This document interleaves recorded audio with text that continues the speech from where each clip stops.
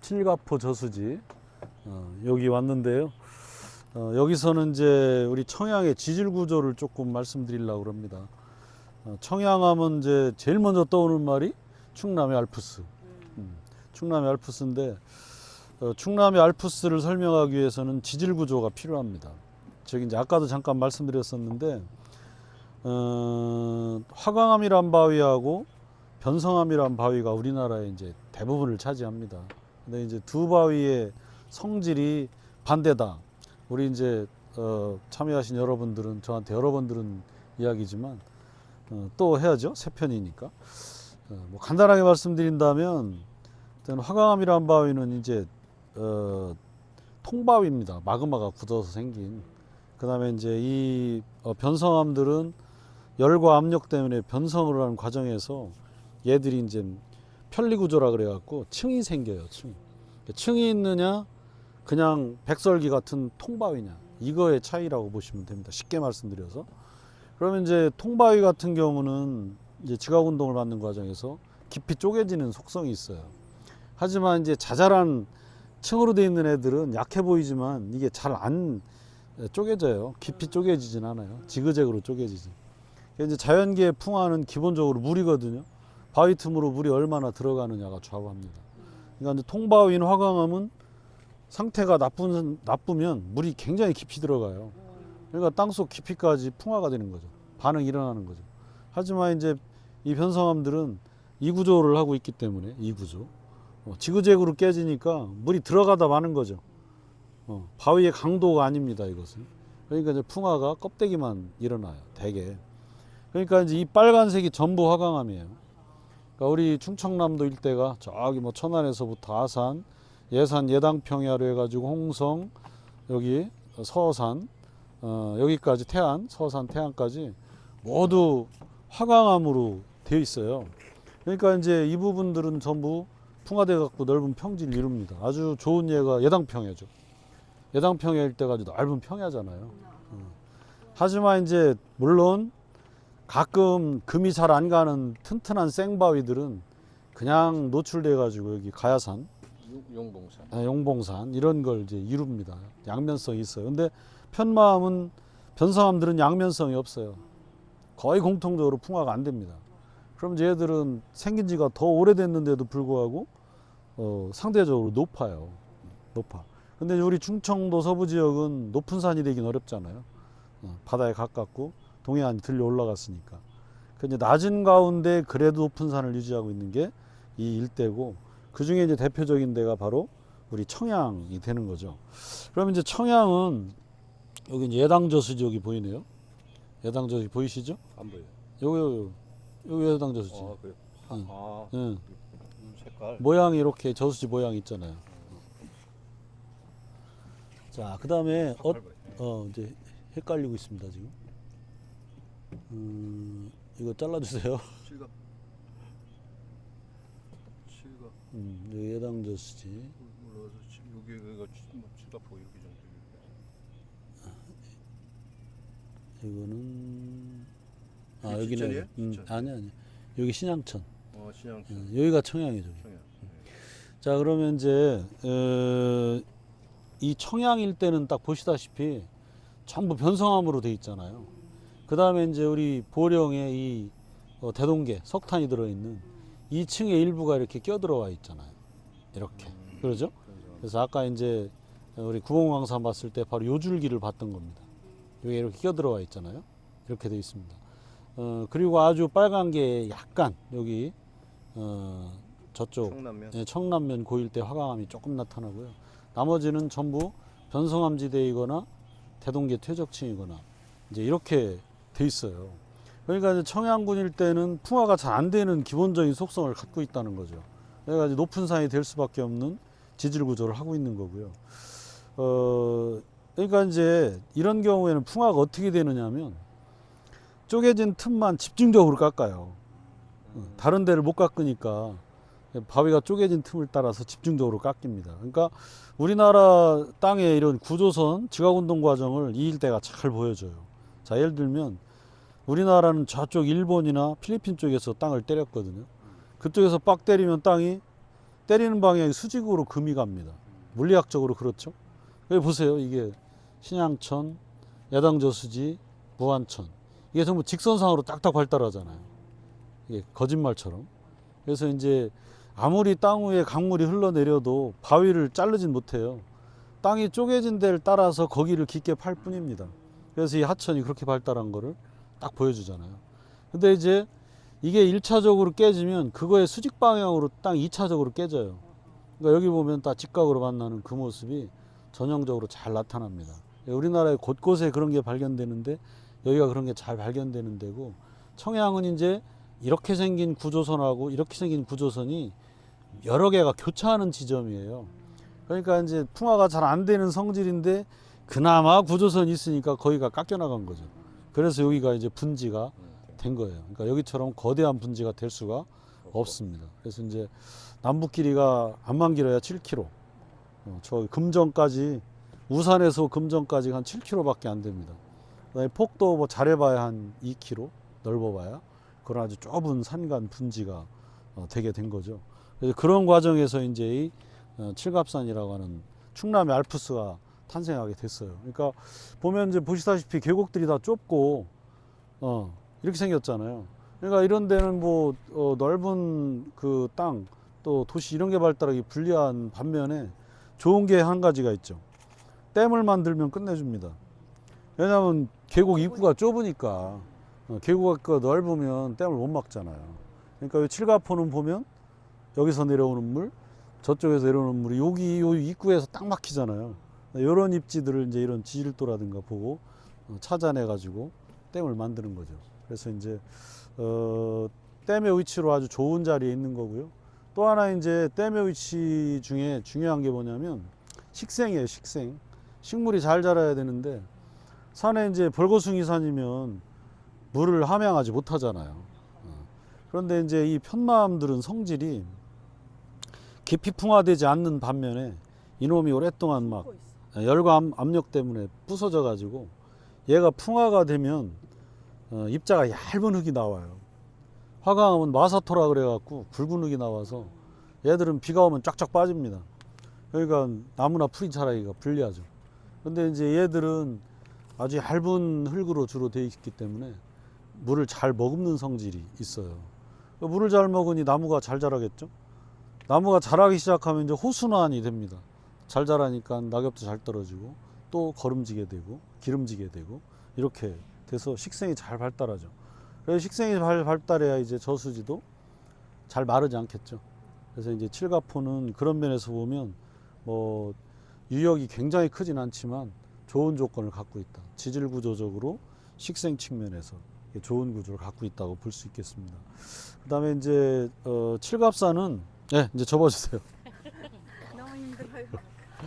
그다음에 이제 뭐 비슷한 거지만 한번 저 지형도를 보고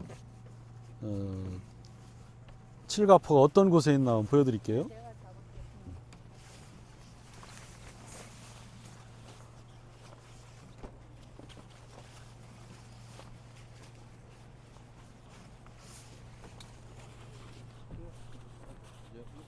이걸로 잡게 돼가.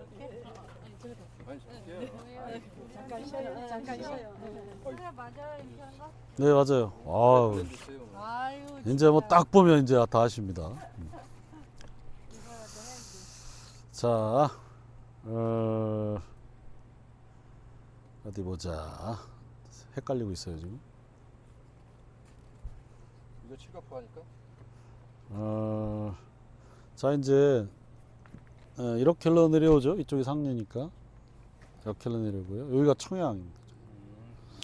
여기가 아주 좁은 분지를 이렇게 이루고 있잖아요.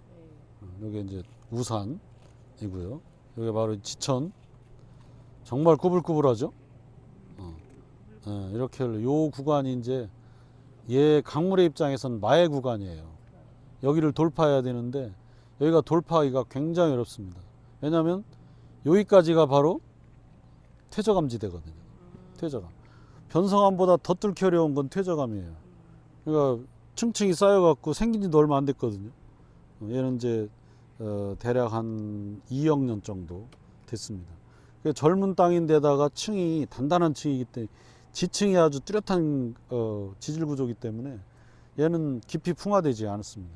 그러니까 얘는 쪼개진 틈을 따라서 가게 돼 있어요. 그러니까 쪼개진 틈이 아까 말씀드렸듯이 이렇게 돼 있잖아요. 얘들을 잘 연장해 보면 이제 각이 좀 마모돼 갖고 둥그스름해졌지 거의 직각으로 딱딱딱 꺾여져서 가요. 이렇게 직각으로 꺾여져 가는 모양입니다. 지금 이제 각이 두리뭉실해졌죠.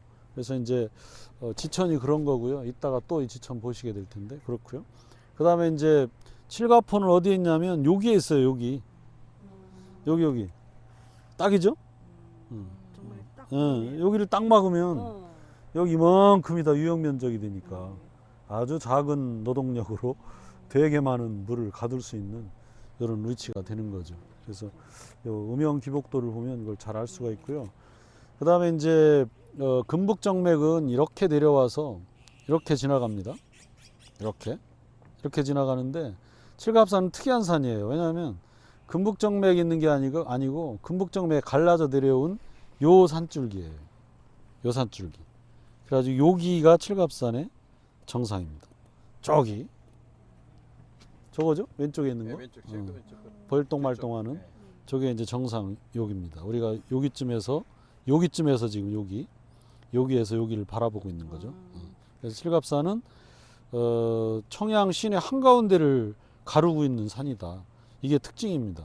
갈라서 이렇게 이제 장평까지 이렇게 내려가요. 그러니까 당연히 정산이 청양하고 다른 생활거리일 수밖에 없어요. 제일 높은 애가 청양 한가운데를 가르고 있으니까요. 네, 됐습니다. 자, 이제 꼬불탕 다행이네요. 까치네에 왔습니다. 우리 청양 관광지의 대명사라고 할 수 있죠. 까치네. 우리 우장희 선생님, 안혜욱 선생님도 아주 자주 여기 넘나들으셨던 그런 곳이고요. 저도 뭐 얘기 많이 들었어요. 까치네 경치 좋다고. 이렇게 또 캠핑 많이 오네요. 물은 이제 기대한 것보다는 좀 더럽습니다. 왜냐하면 청양에서 흘러 내려와 가지고 오니까요. 근데 이제 우선 이 냇물의 이름이 재밌습니다. 자, 이 냇물의 이름을 보면 일단 이 1870년 이 지도에 이렇게 써 있어요. 여기 이렇게 써 있습니다. 을항천. 그죠? 을항천. 한 번도 못 들어봤습니다. 우장희 선생님 혹시 들어보셨습니까? 아니요, 전혀. 못 들어보셨죠? 예, 처음 들어와요. 오늘. 토박이께서도 못 들어보신 을항천. 그러니까 사라진 이름이 분명합니다. 그 다음에 이제 여기가 금정역이잖아요. 아까 본. 그 다음에 이제 이 금정역 밑으로 가면 여기 작천이라는 이름이 나오잖아요. 작천. 그 전에 주점이 하나 있네요. 그래도 한잔 먹고. 아니, 참 마음에 드네. 네. 뭐 이런 걸 일컬어서 이제 부처님 눈에는 부처님만 보인다. 이렇게 얘기하는 거죠. 예, 맞아요. 훌륭하십니다. 여기도 있네요, 주점. 보세요. 이야, 이게 여기도 있습니다. 주점. 네. 주점. 근데 이제 옛날에 주점이란 거는 이제 숙박업소예요. 숙박. 잘 개인 곳이 꼭 필요해. 관에서 운영하는 게 아닌 이제 그런 것이죠. 여태 다니면 지도 봤는데 네. 저렇게 있었는데도 우리는 왜 그- 위험이 눈에 안 띄어? 근데 이제 꽤 있어요. 꽤 있는데 제가 말씀 안 드린 거죠. 오늘 이 게스트께서 특별히 이제 주에 좀 관심이 많으시기 때문에 다음에 눈에 띌 것 같아. 그래서 이제 점이란 게 뭐 말 나온 김에 이런 그 마을을 이루잖아요. 그래갖고 지금까지 남아 있는 지명이 점촌이에요. 문경의 점촌. 이런 점들이 많으니까. 자, 이제 다시 돌아오겠습니다. 자, 술에서 나오세요. 자, 나와서 이제 여기가 작천 까치네죠. 까치작자. 근데 여기 재밌어요. 여기 유기우단. 여기 기우제 지내던 데가 있었던가 봐요. 이쪽 어디에 기우제 지내던 곳이 있었고요. 여기 유기우단. 아마도 뭐 이 아름다운 산세 그런 거와 관계가 있지 않았겠습니까? 그죠? 자, 어쨌든 그렇습니다. 그 다음에 이제 이쪽이 아니네요. 이쪽은 반대쪽이니까 이쪽이죠. 이쪽 어디에 칠갑산 자락에 기우단이 있었던 겁니다. 그 다음에 이제 작천입니다. 그 다음에 이제 쭉 내려가면 여기는 사수탄이라는 이름이 또 나옵니다. 사수탄. 그럼 이제 점점 복잡해지죠. 그 다음에 이제 이 밑으로 내려가면 이 지도는 이제 잘려 있는데요.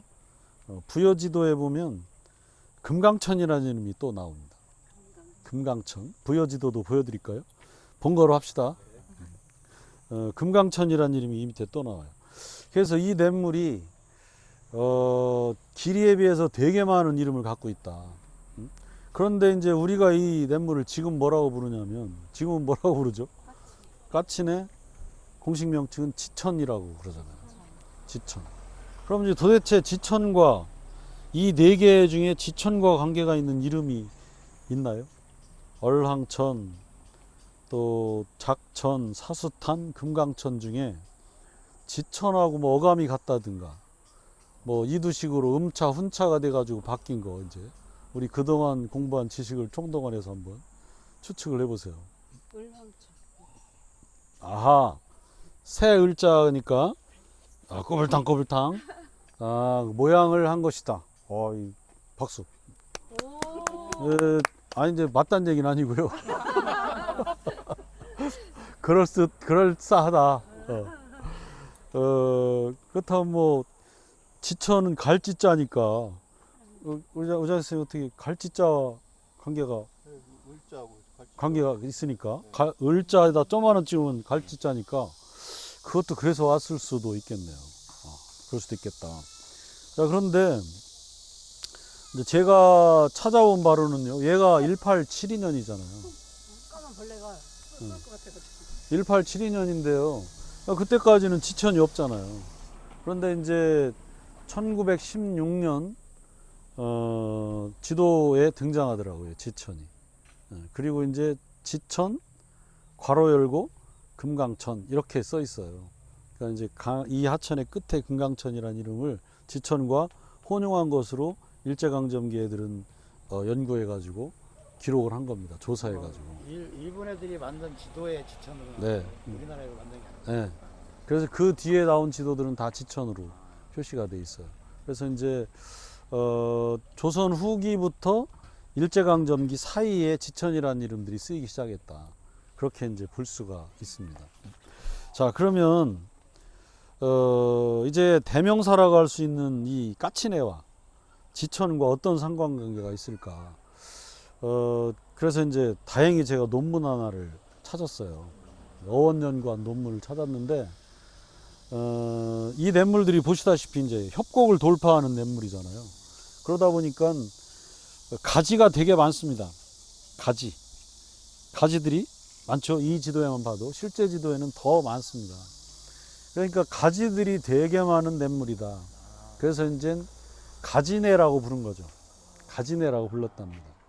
근데 이제 사투리 중에 까치를 또 가치라고 하는 데가 있다네요. 그래서 이제 가지란 이름이 가치로 변했다가 까치로 간 거죠. 그리고 이제 이거를 한자로 표기해야 되니까 이 지도에서는 까치 작차를 쓰게 된 거예요. 그래서 작천이 됐고, 걔를 이제 다시 한글로 되바꿀 때는 당연히 까치네라고 하게 돼 있잖아요. 그래서 이제 오늘날 이게 까치네가 됐는데, 결국은 지천이 까치네인 겁니다. 다만 이제 갈지자는 아니고 가지지자 지천인 거죠. 그래서 아마도 일본 놈들이라고 하면 또 싫어하시는데 버릇이 돼서 일본 놈들이 지천이라는 이름을 창조해내지는 않았을 거다. 그러니까 이제 뭐 어디에서 흘러다니던 이야기들을 모아가지고 썼겠죠. 그래서 아마도 기록에 한자로 쓰는 과정에서 이전에 나타나 있지 않지만 한말에서 일제강점기 넘어가는 그 사이에 공식적으로 이제 지도화 되지 않았을까 이렇게 생각을 해봅니다. 심지어는 이 지도보다 1년 전에 나온 호서읍지라는 이 책이 있어요. 호서읍지에는 또 여기를 뭐라고 써 있냐면 금정이 별천 옆에 있다고 되어 있습니다. 별천, 별주부의 별자, 자라별자. 근데 걔는 뭐 아무리 찾아봐도 없더라고요. 다른 데서 하나도 못 찾았습니다. 그래서 여러 가지 이름으로 쓰였던 그런 냇물이다 하는 걸 알 수가 있습니다. 자, 이제 내리세요. 이런 데가 순서를 그거는 뭐 일본 신사는 아니고요. 그래요?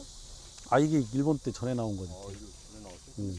왜? 마음에 든다. 근데 왜 정감 있어. 이렇게 그림 그리는 거. 다 산수화처럼 그랬어. 네. 옛날에 이거보다 더한 지도도 나 많아요. 같은 사람의 입장에서 보면 너무 보고 싶은 게 딱 잘 보이는 와. 그런 그 지도 지도네. 점이 잘 안 보이지만 저 점도 잘 보이고. 이렇게 보이는 전체가 위에서 이렇게 네. 내려다본 듯한 이제 지도 참 많아요.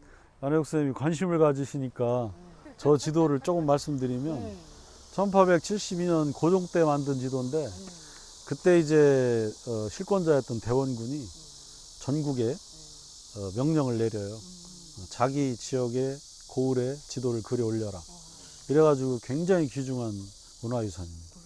지금 저 같은 사람이 이제 이렇게 얘기할 수 있는 근거를 마련해주고 있는데 이거는 이제 각 고을마다 고을에 그래도 이름난 이 화사들이 화공들이 와가지고 옆에 이제 관리와 또 지리한 사람들 놓고 그린 거죠. 이래가지고 그림이 다 가지각색이에요. 그래서 이제 어떤 데는 막 정말 잘 그린 데도 있고 산수화처럼 막 멋지게 그린 데도 있고 또 어떤 데는 글씨가 막 정말 명필인 데도 있고요. 그래가지고 이제 좀 지리정보 능력이 떨어지는 데는 또 시민성이 떨어지는 지도도 꽤 나왔고요. 그래서 어쨌든 되게 이야기거리를 많이 만들어주고 있는 이 지도입니다. 정도 수준은 어느 정도 수준? 이 정도는 한 중간 수준. 중간 수준? 네, 뭐 매우 높은 수준은 아닌 것 같아요. 자, 하여튼 첫 번째 까치네 이름을 한번 이제 알아봤고요.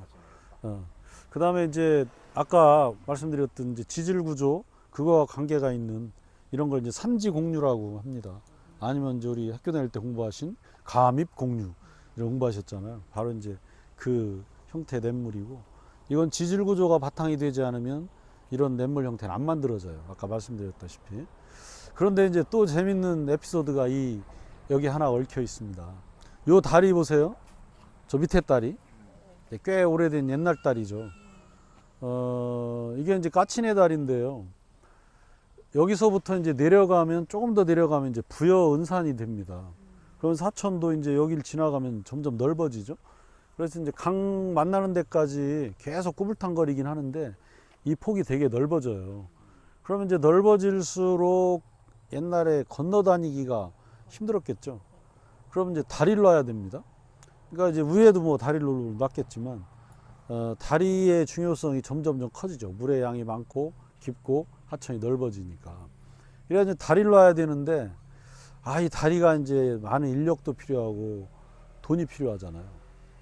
그래서 이제 일제강점기 초반에 1930년대 요 안팎에 다리를 놓기 위한 모금 이런 걸 했더라고요. 이제 다리를 놓기 위한 모금을 한 그 주역들이 누구냐면 주역은 이제 동네 유지들이 했겠지만 바람잡이가 있어요. 그게 누구냐면 건립회.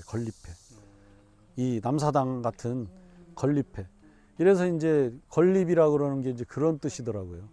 말하자면 모금 활동을 하는 겁니다. 이래가지고 이제 그렇죠.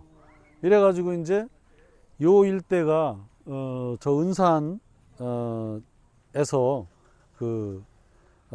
시작을 한 이 건립회들의 중요한 근거지였더라고요. 그래서 이제 이 일대에서 근거를 두고 이제 여기저기 왔다 갔다 하면서 이제 건립을 했어요. 그래서 이제 한 3개 정도 큰 건립을 했다고 합니다. 이 다리를 비롯해서 저 아래쪽에 2개의 다리를 이제 더 했는데 지금 이제 좋은 다리가 생겼지만 그 다리의 자취는 이제 완전히 사라졌어요. 그리고 요거 하나만 이렇게 남았는데 나중에 이제 일제가 그 1930년대에 들어가면 이제 굉장히 탄압 정치를 합니다. 또 우리 민족 문화에 대한 말살 정책을 막 하잖아요. 그러니까 이제 건립회들에 대해서도 그 탄압을 되게 많이 했다네요. 그래서 이제 이 까치네 건립회가 이 탄압을 피하기 위해서 패를 둘로 나눠요. 그래서 이제 이 까치네 다리를 기준으로 아래쪽에 있는 사람들은 이제 부여에서부터 저 아래쪽, 전라도 쪽, 그쪽을 활동무대로 삼았고, 다리 위쪽에 있는 사람들은 청양, 홍성으로 해서 경기도까지 여기를 활동무대로 삼았습니다. 뭐 감 잡히는 거 없으십니까? 뭐 꽹가리 깨나 치신 장시경 뭐 생각나요? 전혀. 빨리 아니 북도 못 쳐요. 바로 웃다리 풍물패가 바로 다리 위쪽에 그 다리예요. 예, 그 다리랍니다. 어머나. 그래서 이제 이 웃다리 풍물, 웃다리 농악 그 이름의 근거가 된 곳이 또 바로 이 다리라는 재미난 에피소드가 있고요. 이 다리 밑에 있습니다. 좀 이따 가서 볼게요. 그 표지석이 저기 서 있어요. 제가 지어낸 말이 아니고. 그 다음에 이제 청양의 인구가 지난 6월 말 현재 6월 20일 현재 3만 명 조금 넘더라고요. 3만 명 겨우 넘었어요. 계속 뭐 수직 약화 중입니다. 그러면 이제 머지않아 군이 2만 명대가 될 수도 있는 이런 이제 초미니군이 될 위기에 처해 있습니다. 2만 명, 3만 명이라고 하면요. 제가 살고 있는 배방읍이 지금 7만 명이 살고 있는데, 쌍용동에만 6만 명, 7만 명이 살고 있습니다. 그러면, 사람이 안 보여. 예, 그러면 참 작은 동네잖아요. 그러니까 이제 청양에서 이제 어떻게든 사람들을 좀 안 나가게 하고 또 들어오게 하고 이래가지고 이제 마을 만들기 이런 사업을 하는데 2007년에 그 사업을 공식적으로 했더라고요. 그래서 바로 여기 청양의 대명사 까치네에다가 군에서 전원마을을 조성했습니다. 그래서 바로 이 언덕배기 이제 이따 비석과 함께 볼게요. 언덕배기에다가 전원마을을 조성을 했습니다. 그래서 이제 외부에서 들어온 사람들한테 분양을 해가지고 아주 아름다운 마을이 저기에 서 있습니다. 집을 저렴하게 분양했나요? 그런 것 같진 않은데요. 기반 시설을 어. 해줬더라고요. 예, 기반 시설을. 상수도 뭐 그다음에 전기 이런 것들을 해줘서 그 택지를 자기가 사게 되면 들어오기 쉽게 집을 짓게 한번 가보긴 해봤어요. 자기가 이제 짓게 한 거죠. 네, 싸게 그렇게 뭐 준 했더라고요. 건 아니지만. 싼 거죠. 기반 시설을 다 그쵸. 해놨으니까. 기반 시설 자체가 다 싼 돈인데. 셈이네. 그지 거기에다가 뭐 정화전이 뭐 이런 거 네. 맞아요. 조건이 뭐 있지 않다 그러면 굳이 올 리가 없잖아요. 경치 하나만 보고. 길 한번 내려면 또 엄청 힘들잖아요. 그렇죠. 근데 알아서 길이 딱 만들어지고 모든 시설이 다 갖춰져 있으니까 건물만 지면 되는 그 작년에 정도. 집을 짓느라 무지 애를 쓴 그 흔적을 그렇지 정화조 막 하고. 여하튼 거기가 이제 그런 마을이고요.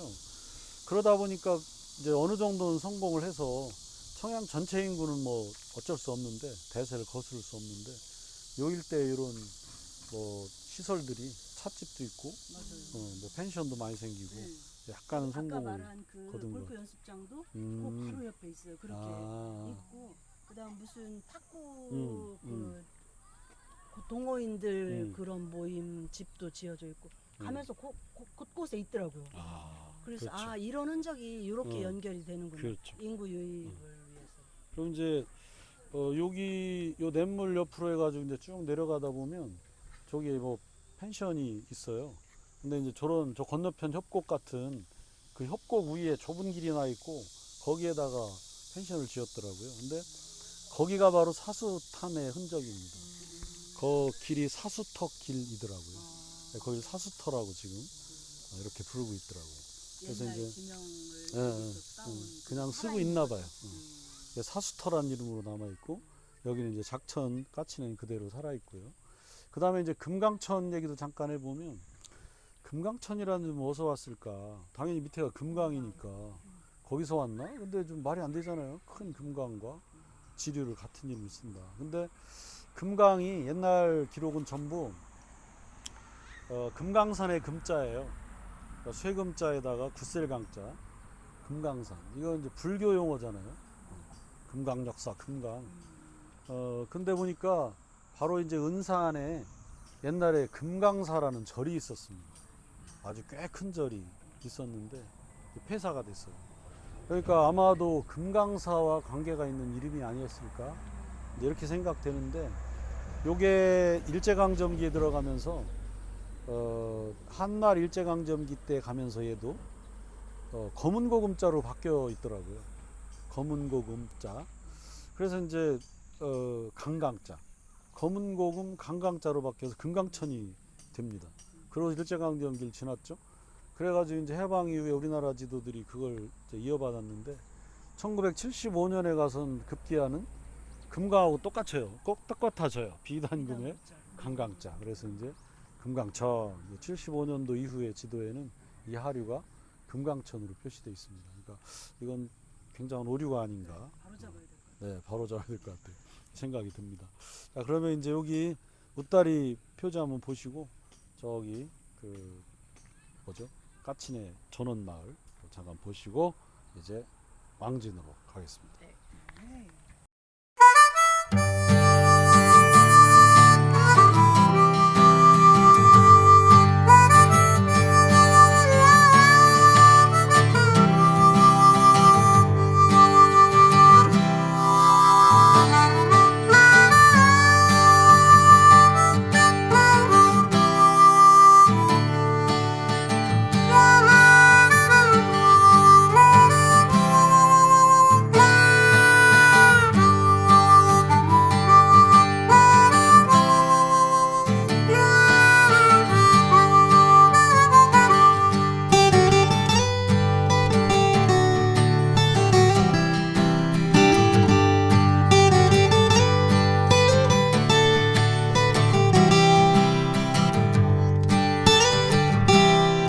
그분이 저 밑에 우두머리시고 남사당 비밀 끓였던 분이시죠.